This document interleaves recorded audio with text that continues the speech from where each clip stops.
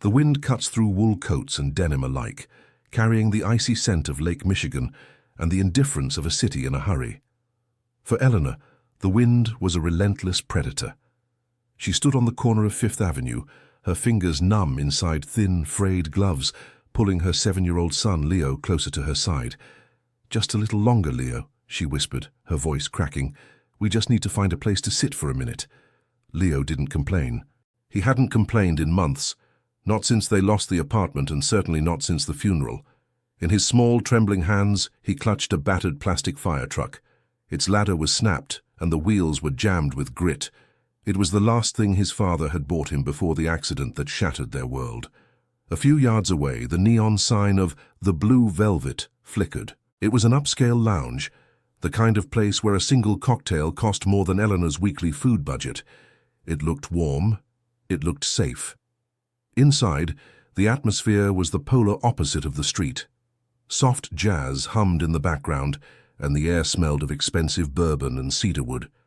At the far end of the polished mahogany bar sat Arthur Vance. At 38, Arthur was the CFO of one of the largest logistics firms in the Midwest. He was a man of sharp suits and sharper calculations. To his colleagues, he was a machine. To his competitors, he was a wall. Arthur stared into his glass of neat scotch, watching the amber liquid swirl. He had everything: the penthouse, the car, the reputation, and yet tonight, the silence of his success felt deafening. He was celebrating a multi-million-dollar merger alone. The heavy oak door of the lounge creaked open, letting in a gust of freezing air and two shadows that didn't belong. The bartender, a burly man named Gus, immediately looked up, his brow furrowed. "Ma'am, I'm sorry, but we're a private establishment. You can't stand here," Gus said, not unkindly, but firmly. Eleanor didn't look at the bartender. Her eyes were fixed on the man at the bar, the only one who looked like he had a moment to spare, or perhaps the only one who looked as lonely as she felt. She took a desperate step forward, her boots leaking melted snow onto the pristine carpet. She approached Arthur. He didn't look up, but he felt the shift in the air. He smelled the scent of wet fabric and cheap soap. "Sir," Eleanor's voice was a mere breath. Arthur sighed, his hand tightening around his glass. He expected a plea for money, a story he'd heard 1,000 times on his way to the office. "I don't have any cash on me," he said coldly. "I don't want your money," Eleanor replied. That caught him. Arthur turned his head slowly, his grey eyes meeting Eleanor's weary, dark-circled ones. He then looked down at the small boy standing behind her, hiding his face against her coat.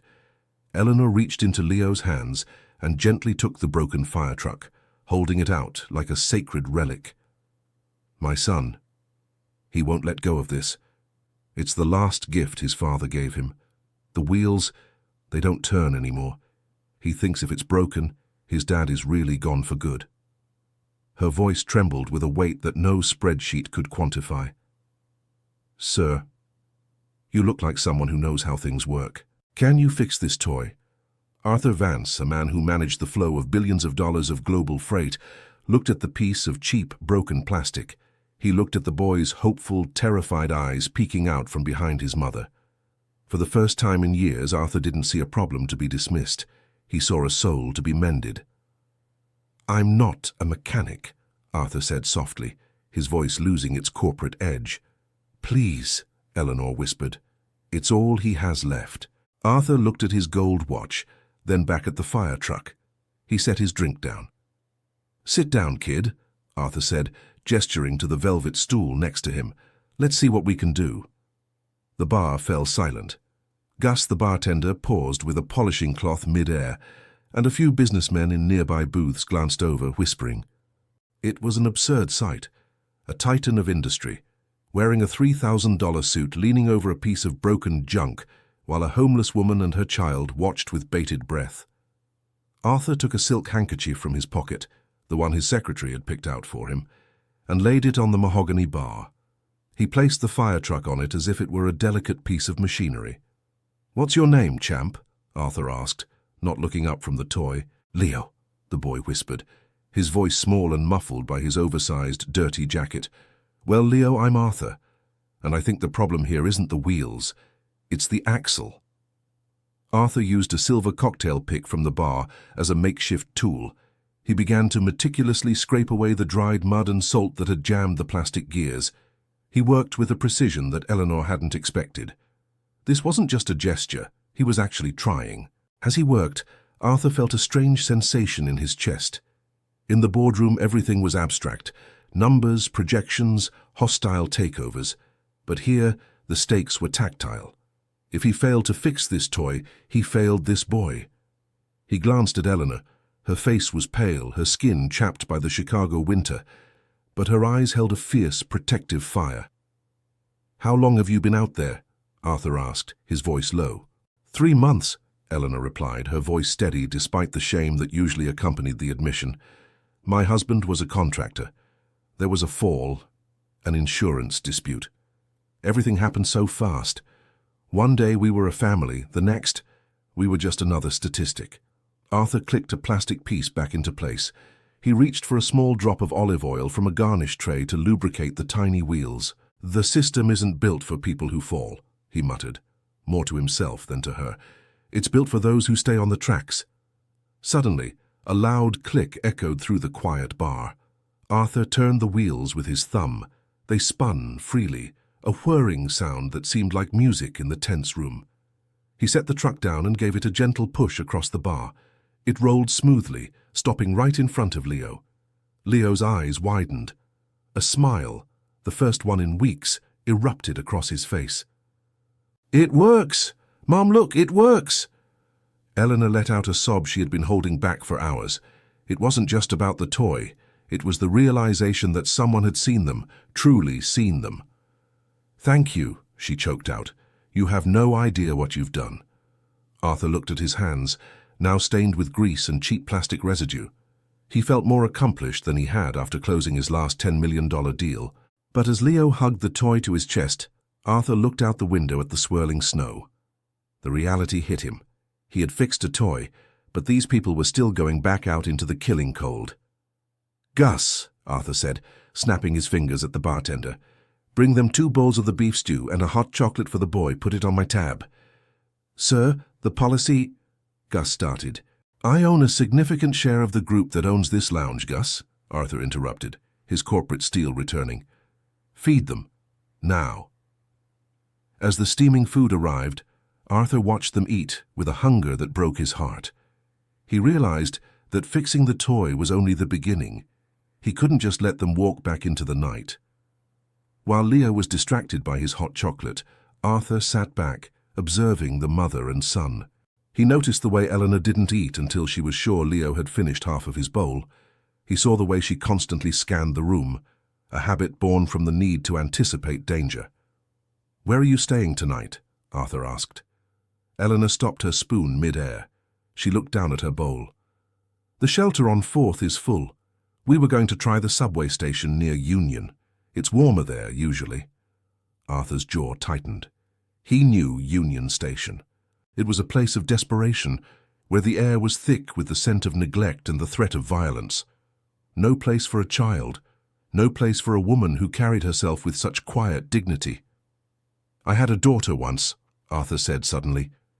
The words felt like they were being pulled out of him by a force he couldn't control. He hadn't spoken of her in 5 years.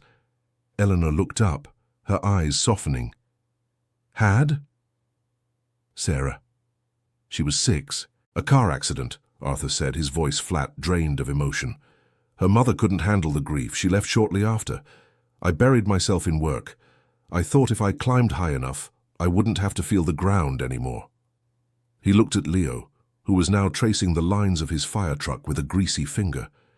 Seeing him hold that toy, it reminded me of the last thing I ever gave Sarah, a doll she never got to play with. The shared silence between them was heavy, filled with the universal language of loss. For a moment, the billionaire and the homeless woman were equals, both survivors of a world that takes without asking. "I'm so sorry," Eleanor whispered. Arthur shook his head, clearing the fog of memory. "Don't be. It's the reality of things." He looked at the window again. The snow was coming down harder now, a whiteout beginning to blur the city lights. "You can't go to the subway," Arthur said firmly. My driver is outside. His name is Marcus. He's going to take you to a hotel. I'll call ahead and ensure a room is paid for the week." Eleanor's eyes went wide. She shook her head frantically. "No, I can't. We can't take that from you. I wasn't looking for a handout. I just wanted the toy—" "It's not a handout, Eleanor," Arthur interrupted. "Consider it an investment in a future that doesn't involve a 7-year-old freezing to death on a platform." He stood up, pulling a business card from his wallet and scribbling something on the back. "This is my personal number. If the hotel gives you any trouble, you call me." He walked toward the door, stopping by the bartender to leave a tip that was likely more than Gus's weekly paycheck. As he opened the door, the cold air rushed in again, but this time it didn't feel as biting. "Arthur!" Eleanor called out. He stopped, his hand on the heavy brass handle. "Why are you doing this?" she asked. Arthur looked back at Leo, who was waving the fire truck at him. "Because I can fix more than just toys, Eleanor. I just forgot that for a while." The hotel was the Drake. Eleanor felt like an alien as Marcus, Arthur's silent but kind-eyed driver, escorted them through the marble lobby. People in evening gowns and tuxedos glanced at their tattered clothes, but Marcus's presence, and the fact that they were being checked into a suite under the Vance corporate account, kept the whispers at bay. The room was larger than their old apartment. It had 2 queen beds with white linens that looked like clouds, a bathroom with heated floors, and a view of the city that made the world look like a jewelry box. "Mom, look! A bathtub!" Leo shouted, running toward the bathroom. For the first time in months, Eleanor felt the tension leave her shoulders. She sat on the edge of the bed, burying her face in her hands. The warmth of the room felt like a dream she was afraid to wake up from. But as she looked at the business card Arthur had given her, she felt a pang of anxiety. Why would a man like that help them? Was there a catch? In her experience, nothing was ever free. She spent the next hour scrubbing Leo in the hot water, until his skin was pink and his hair was soft again. She washed his clothes in the sink, hanging them over the heated towel rack.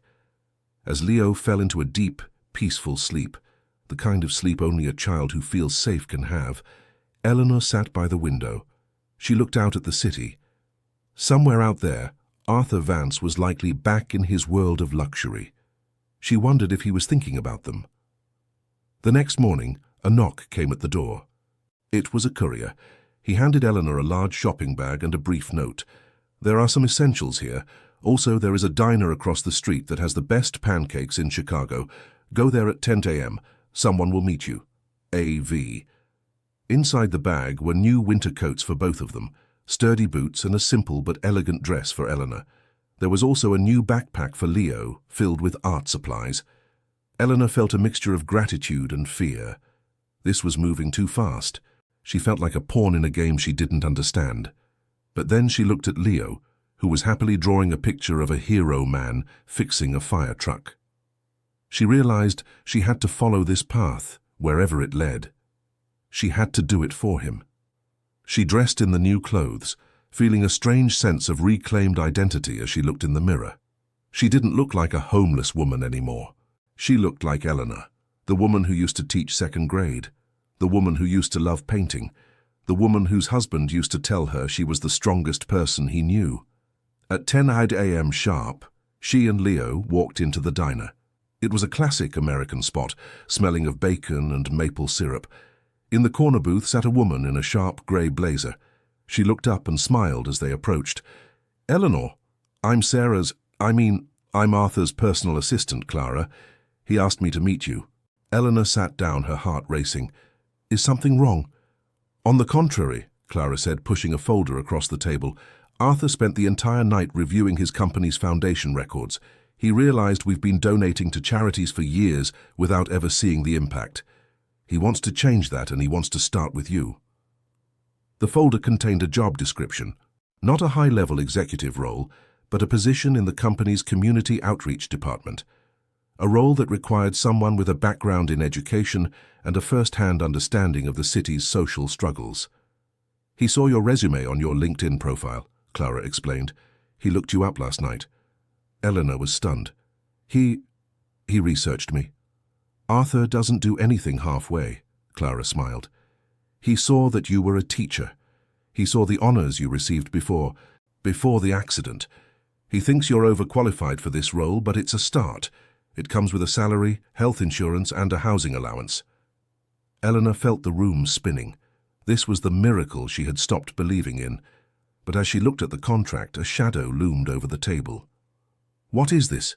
a cold, masculine voice demanded. Eleanor looked up to see a tall, lean man in a bespoke suit.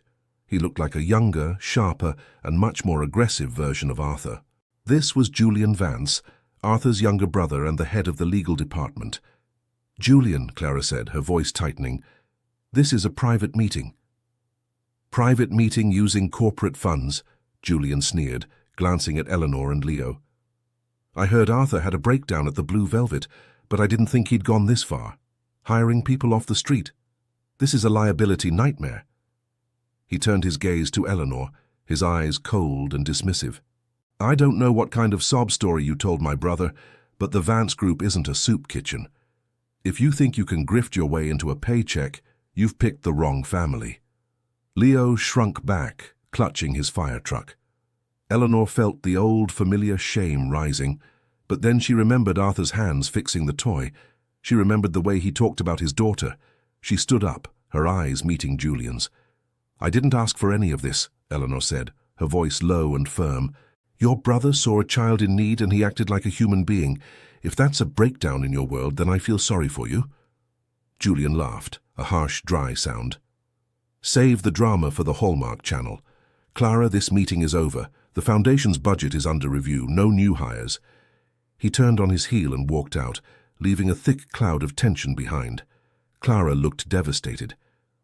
"I'm so sorry, Eleanor. Julian has been looking for a way to undermine Arthur's authority for months. This gave him ammunition." Eleanor felt the golden cage shattering. She looked at Leo, whose eyes were filled with tears. "It's okay, baby," she whispered, though she didn't believe it. "We'll be okay." She turned to Clara. "Tell Arthur thank you for everything. But maybe Julian is right. We don't belong here." She took Leo's hand and walked out of the diner, back into the cold Chicago air. But as she stepped onto the sidewalk, a black sedan pulled up. The window rolled down. It was Arthur. "Get in," he said. His face was set in a mask of grim determination. "We're going to the office."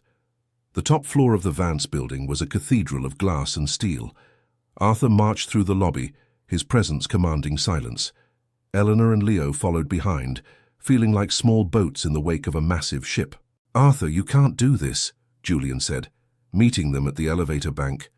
A small crowd of executives had gathered, sensing a storm. "Do what, Julian? Run my company?" Arthur replied, not slowing down. He walked straight into the main boardroom, where a meeting was already in progress. He slammed the folder Clara had prepared onto the long glass table. "Gentlemen," Arthur addressed the board, "for years we've measured our success by the height of our towers and the depth of our accounts. But last night I realized we've forgotten the most important metric, our impact on the world we actually live in." Julian stepped into the room, his face flushed with anger. "This is about a homeless woman he met in a bar. He's putting the company at risk for a charity case," the board members whispered, their faces unreadable. Arthur turned to Eleanor. "Eleanor, tell them about the shelter on 4th. Eleanor felt 100 eyes on her. Her heart hammered against her ribs like a trapped bird. She looked at Leo, who was standing by the door, holding his fire truck. She thought about the nights spent in the cold, the hunger, the way people looked through her as if she were made of glass. "The shelter on 4th isn't just full," Eleanor began, her voice shaking but gaining strength. "It's broken. The heating doesn't work. There are families there, mothers with babies, who have nowhere else to go. You donate millions to outreach, but that money never hits the street. It gets lost in administration and gala expenses." She looked at Julian. "You think I'm a liability? The liability is a city where people die in the shadows of buildings they'll never be allowed to enter. Arthur didn't just give me a handout. He gave me a chance to help you fix a system that is failing thousands of people just like me." The room was silent. One of the older board members, a man who had known Arthur's father, leaned forward. "And how exactly would you do that, Mrs. Thorne?" "By creating a direct impact program," Eleanor said, the teacher in her taking over. Bridge housing tied to employment, real-time data on shelter capacity. We don't just give money, we give dignity. We hire the people we help. Arthur smiled. It wasn't a corporate smile. It was a smile of pride. I'm appointing Eleanor as the director of the newly formed Vance Community Initiative. Julian, if you have a problem with the legalities, I suggest you start drafting the bylaws, because this is happening. Julian opened his mouth to protest, but the older board member held up a hand. I've seen enough spreadsheets this year, Julian. Let's see some soul for a change. Arthur, proceed. As the board members began to discuss the details, Arthur walked over to Eleanor. You were incredible, he whispered. I was terrified, she admitted. That's how you know it matters, Arthur replied. He looked down at Leo. Hey, Leo, how's the truck holding up? Leo pushed the toy across the expensive boardroom table. It's fast now, he grinned. The next few weeks were a whirlwind of activity. Eleanor moved into a modest but beautiful apartment provided by the company, not a handout, but part of her relocation package. Leo was enrolled in a local school, and for the first time in a year he had a desk and a lunchbox. Eleanor worked late every night. She wasn't just a figurehead, she was a force of nature. She visited the shelters, talked to the social workers, and began to map out the Vance Bridge. It was a program that identified high-potential individuals in the shelter system and provided them with immediate housing and vocational training within the Vance Group's vast logistics network. Arthur was her constant shadow. He traded his late-night bar visits for late-night strategy sessions with Eleanor. They talked about logistics, yes, but they also talked about life. Arthur began to laugh again. He began to tell stories about Sarah, and Eleanor told him about her husband, Thomas. They found a strange kind of healing in their shared mission, but as the program gained momentum, the obstacles became more grounded in reality. The city's bureaucracy was a labyrinth. Other charities felt threatened by their direct action model, and Julian was still lurking, waiting for a mistake. One rainy Tuesday, Eleanor sat in her new office, staring at a mountain of permits. We can't get the permit for the first bridge house, she sighed as Arthur walked in. The neighborhood association is blocking it. They say they don't want those people near their property values. Arthur sat on the edge of her desk. NIMBY, not in my backyard. It's the oldest wall in the world. How do we break it down? Eleanor asked. We don't break it, Arthur said, his eyes gleaming with a familiar spark. We invite them in. We show them that those people are their neighbors, their teachers, their mechanics. We host a town hall, and you're going to lead it. Eleanor felt the weight of the task. Dealing with the board was one thing. Dealing with an angry, fearful mob was another. But she looked at a photo on her desk, a picture of Leo at his new school, and she knew she couldn't back down. The town hall was held in a local high school gym. The air was thick with tension. People were shouting, holding signs, their faces twisted with misplaced fear. Eleanor stood on the small stage looking out at the crowd. She didn't use a teleprompter. She didn't use a PowerPoint. She simply told her story. She told them about the night at the Blue Velvet. She told them about the broken fire truck. I am those people, she said into the microphone, her voice echoing. 3 months ago, I was sleeping in a doorway 3 blocks from here. I haven't changed. I'm the same person I was then. The only difference is that someone decided to see me. She pointed to a group of men and women sitting in the front row, the first 10 participants of the Vance Bridge. These are your neighbors. They are fathers, mothers, and veterans. They aren't a threat to your property values. They are the value of this community. One by one, the participants stood up and shared their stories. The shouting stopped. The signs were lowered. The fear didn't vanish instantly, but it began to melt into something else. Empathy. The bridge house was approved. The first 10 families moved in 2 days before Christmas. The story went viral. A local news segment turned into a national feature. The CFO and the teacher, a new blueprint for the American dream. But for every light there is a shadow. Julian Vance had been quiet, but he hadn't been idle. He had been digging into the records of Eleanor's husband's accident. He found what he was looking for, a minor clerical error in the insurance claim that could be twisted into a fraudulent intent narrative. On Christmas Eve, as Eleanor and Leo were decorating their small tree, a knock came at the door. It wasn't Arthur with the gifts he'd promised. It was a process server. "Eleanor Thorne, you've been served. Civil suit for insurance fraud, filed by the Vance Group Legal Department." Eleanor's world went cold. She called Arthur, but his phone went straight to voicemail. She tried Clara, but no answer. Her mind raced. Had Arthur been playing her all along? Was this the catch she had feared? She spent the night in a state of terror, clutching Leo as he slept. The next morning she went to the Vance building. The lobby was decorated with a massive tree, but the atmosphere was grim. She was stopped at the security desk. "I'm sorry, Miss Thorne.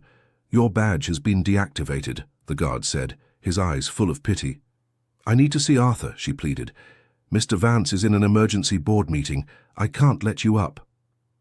Eleanor sat on the stone bench outside the building, the snow falling around her. She felt the old familiar weight of the world crushing her. She looked at her phone. A message finally came through from Arthur. "Don't leave. Meet me at the Blue Velvet, 5 p.m. Trust me." Trust.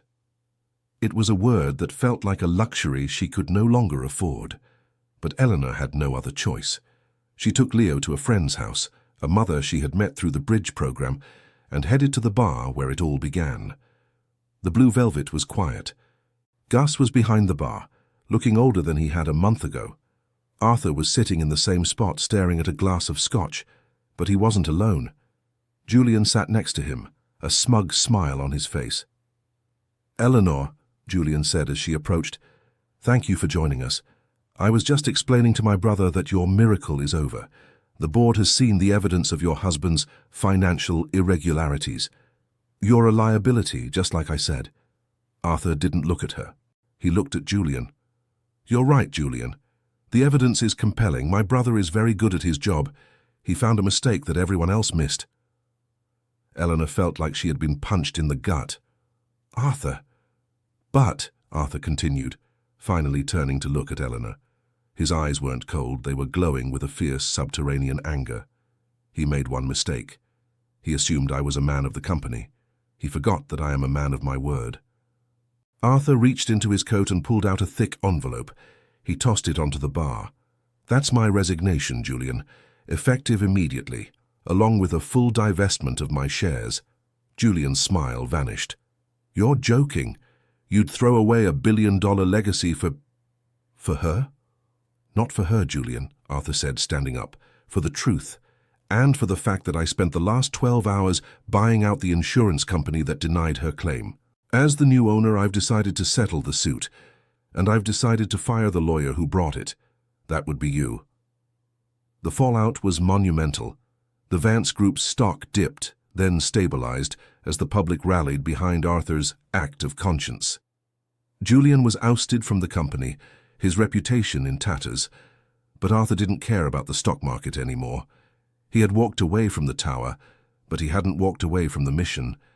On New Year's Day, Arthur, Eleanor, and Leo stood in front of a refurbished warehouse on the south side. It was the new headquarters of the Vance Thorne Foundation. It was independent, funded by Arthur's private wealth and a growing list of donors who wanted to be part of something real. "It's not as shiny as the office on 5th, Arthur said, looking at the brick building. "It's better," Eleanor replied. She looked at him, really looked at him. The lines of stress around his eyes had softened. He looked younger, lighter.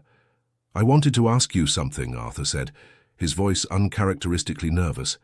"Not about the foundation, about us." Eleanor felt her heart skip. "Arthur, I know it's been fast, and I know we come from different worlds. But Eleanor, you fixed me. Long before I fixed that toy, I was broken in ways I didn't think could be mended. You showed me that there's more to life than just surviving the day." He took her hand.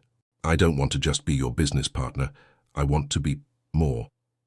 Eleanor looked at Leo, who was playing with a group of children in the new community center. He was happy.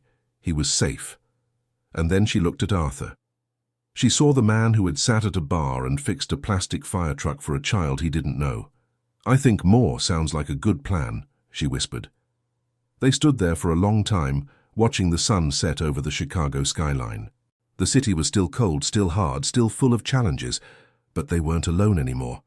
They were a team. The foundation grew rapidly, It wasn't just about housing, it was about community. They built parks, they started mentorship programs, and they made sure that no one who walked through their doors ever felt like a statistic again. Eleanor became a leading voice for social reform, her story inspiring thousands. Arthur became the people's billionaire, though he preferred to just be called Arthur.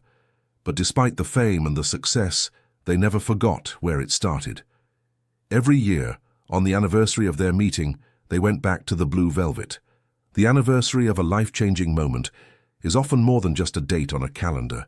It is a bridge between who we were and who we have become. 1 year later, the city of Chicago was once again draped in the white velvet of a winter storm, but the wind no longer felt like a blade. To Eleanor, it felt like a reminder of the night she stepped out of the shadows and into the warmth of a stranger's gaze. The Blue Velvet Lounge remained an island of mahogany and soft amber light amidst the bustling city. However, the energy inside had shifted. Gus, the bartender who once had to enforce the cold policies of an indifferent corporation, was now the owner. Arthur had helped him navigate the buyout, ensuring that the man who had witnessed their first meeting would always have a home for his stories. Gus didn't just serve drinks anymore, he served hospitality with a smile that reached his eyes, greeting every guest like an old friend. Arthur and Eleanor sat at the same bar stools where the miracle had begun. Arthur looked different. His tailored suit was still impeccable, but he had abandoned the stiff, armor-like posture of a corporate machine. Beside them sat Leo. He was no longer the frail, silent boy hiding in the folds of a dirty coat. At 8 years old, his cheeks were ruddy from the cold, and he was deeply engrossed in a book about engineering. On the bar next to him sat the plastic fire truck. It was scratched and faded, but it occupied a place of honor. It was the relic that had saved them. "I've been thinking about this day for months," Arthur said, his voice dropping to a warm, intimate register. He reached into his coat pocket and produced a small, velvet-lined box. Eleanor felt her breath catch. The journey from the streets to this moment felt like 1,000 lifetimes. She opened the box, but instead of the sparkle of a gemstone, she found a small silver key engraved with the initials SVM. "What is this, Arthur?" she whispered. "It's the key to the new Sarah Vance Memorial School on the west side," Arthur explained, his hand covering hers. "We finished the final inspection this morning. It's not just a school, Eleanor. It's a place for children who have fallen through the cracks. Kids like Leo was, who need more than just a desk. They need a community. And I can't think of anyone more qualified to lead it than you. I want you to be the headmistress. I want you to teach the world how to see these children." Tears blurred Eleanor's vision. This wasn't just a job offer, it was the restoration of her soul. Arthur wasn't just giving her a career, he was giving her back the identity that poverty had tried to steal. "Arthur, it's more than I ever dreamed of. Thank you." Leo looked up from his book, having caught the weight of the moment. He reached into the pocket of his new winter parka and pulled out a small, hand-painted wooden ornament he had made in art class. It was a crude but beautiful depiction of 3 people standing in front of the neon blue sign of the lounge. On the back, in wobbly but proud lettering, it read, "To Dad." "I made this for you," Leo said, sliding the ornament across the mahogany. "For the tree." The word Dad hit Arthur with the force of a tidal wave. He froze, his hand trembling slightly as he picked up the small piece of wood. For 5 years that word had been a ghost in his house, a title he thought he had lost forever when Sarah died. He looked at Leo, whose eyes were filled with nothing but pure, uncomplicated love. Then he looked at Eleanor. She was smiling through her tears, nodding her silent permission. Arthur didn't say a word. He simply reached out and pulled Leo into a fierce, protective embrace. He buried his face in the boy's hair, breathing in the scent of cedar and home. The grief for Sarah wasn't gone. It would never be gone. But it was no longer a hollow void. It had been transformed into a foundation upon which a new family was being built. Piece by piece, wheel by wheel, they had repaired the broken parts of their lives. As they finally prepared to leave, Gus stepped around the bar and shook Arthur's hand. "Same time next year, Mr. Vance." "Every year, Gus," Arthur smiled. "Every year." They stepped out into the crisp Chicago night. The snow was falling in large, lazy flakes, illuminated by the street lamps like falling stars. As they walked down the street, three people who had once been broken and discarded, they no longer felt like shadows moving through the city. They were the light. A few blocks away, they passed a small boy standing on a street corner, shivering as he held a cardboard sign. The pedestrians hurried past, eyes fixed on their phones, hearts hardened by the cold. Arthur stopped. He didn't look at his watch. He didn't think about his schedule. He reached into his pocket, pulled out his own warm cashmere scarf, and knelt down in the snow until he was at eye level with the child. "Hey there, champ," Arthur said, his voice a steady anchor in the storm. "You look like you're having a rough night. My name is Arthur. Do you need a hand?" Eleanor and Leo stood by, watching as Arthur began the cycle of kindness all over again. The story of the CFO and the homeless mom wasn't a fairy tale that ended with a wedding or a fortune. It was a living, breathing testament to the idea that in a world of glass and steel, the most powerful force is the courage to see another person's pain. They walked the rest of the way home together, a family forged in the bitter cold, warmed by a fire that would never go out. They were a reminder that nothing is ever truly broken beyond repair. If you're willing to sit down, stay a while, and do the work of fixing it.